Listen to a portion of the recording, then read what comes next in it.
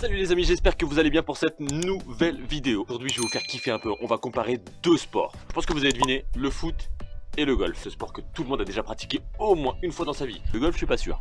Deux sports que tout oppose. Un sport collectif, un sport individuel. Je vais mettre pas mal de golfeurs à dos, mais le golf qui ne demande pas autant d'efforts physiques que le foot, et qui demande plus de concentration, plus d'adresse. Bref, j'ai quand même réussi à trouver quelques similitudes sur le plan technique, dans la manière de lever et diriger le ballon et la balle.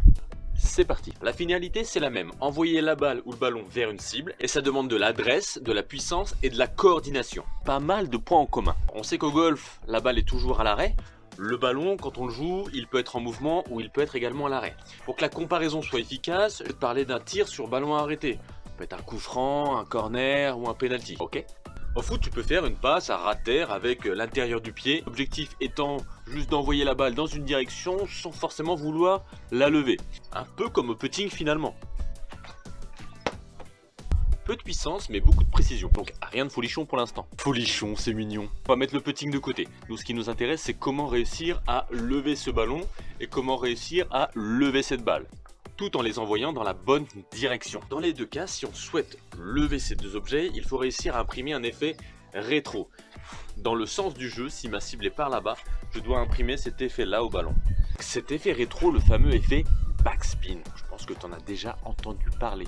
Alors, j'ai déterminé 3 points communs et ils sont indissociables. Les 3 sont directement liés. Que ça soit au golf ou au foot, on recherchera la qualité de frappe, on recherchera une bonne position du corps et déterminer la bonne inclinaison du corps au moment de l'impact.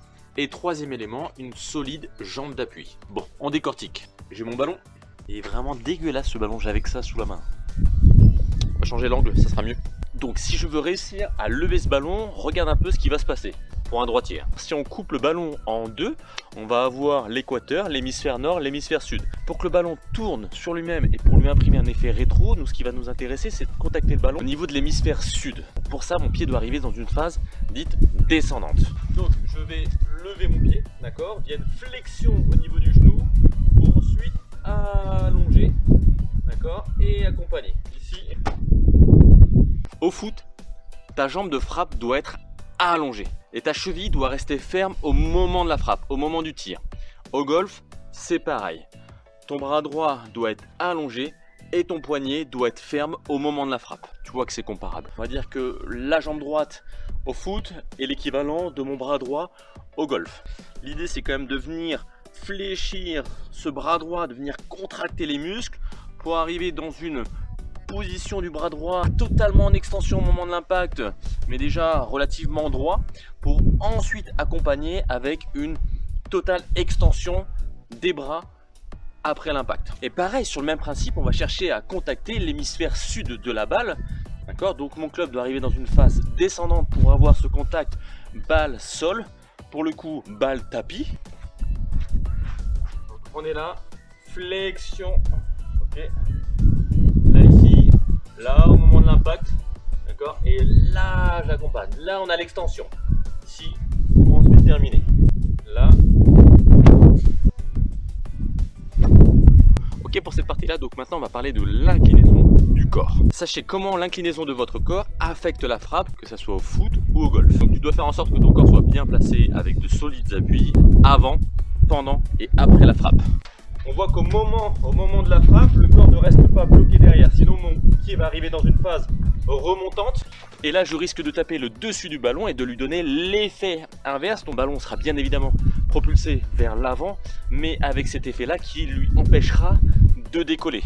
Donc ce qu'il faut maintenant, c'est réussir à associer un pied ou une tête de club qui arrive dans une phase descendante à une bonne inclinaison du corps. Donc je vais faire en sorte qu'au foot, au moment de l'impact, mon corps soit incliné plutôt vers l'avant, d'accord, et non pas un corps incliné vers l'arrière. Sinon je risque de taper le dessus du ballon, et si j'arrive vers l'avant, ensuite je peux vraiment avancer. Et ensuite je vais me laisser aller pour avancer vers la cible. Au golf, c'est pareil. Ce que je veux au golf, c'est un mouvement du corps bien positionné au moment de l'impact, un corps qui avance, qui tourne vers la cible et qui ne reste pas bloqué sur la jambe droite. Donc maintenant on va comparer ces deux mouvements. Donc ici, après l'enroulement, après la phase de backswing, je vais faire en sorte que les épaules ne soient pas trop dirigées vers le ciel, avec un corps qui reste bloqué sur la jambe arrière. Sinon ça revient à taper le ballon comme ça, avec la poitrine trop dirigée vers le ciel. Nous, ce qu'on veut au moment de la frappe, c'est plutôt ici. On peut plutôt être dans cette position là, avec le sternum plutôt vers l'avant, d'accord, et non pas le sternum vers le ciel. Donc là c'est pareil, ici je ne reste pas bloqué derrière, d'accord, mais ici j'avance. Bon, et pour terminer, on va parler de la jambe d'appui, la jambe autour de laquelle vous allez tourner au moment de l'impact. Donc la jambe d'appui pour un droitier, ici au foot, ça va être cette jambe là, la jambe gauche. D'accord, regarde, si je mets ce club là au niveau du bassin, d'accord, si je veux frapper ce ballon, d'accord, je vais ouvrir le bassin pour le refermer. On voit que mon pied va plutôt partir à l'intérieur pour ensuite tourner. Ça va tourner autour de ma jambe d'appui, cette jambe d'appui qui sera dans une position fléchie pour une parfaite extension après l'impact. Ici, et là, extension. Ce qui fait qu'au foot, on va réaliser un petit saut, d'accord, parce qu'on est juste en appui sur une jambe. Au golf, on va le retranscrire de la manière suivante.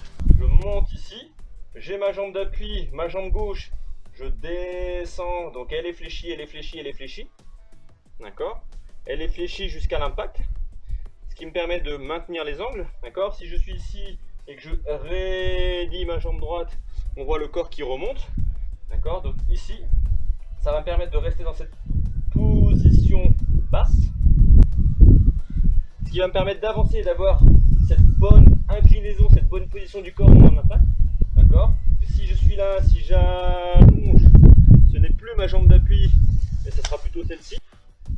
Ici, encore, elle est encore en flexion pour ensuite s'allonger. Bon, j'espère que cette comparaison a été claire, efficace. Dis-moi la vérité, dis-moi ce que tu en as pensé. Je te dis à très vite, à bientôt, ciao.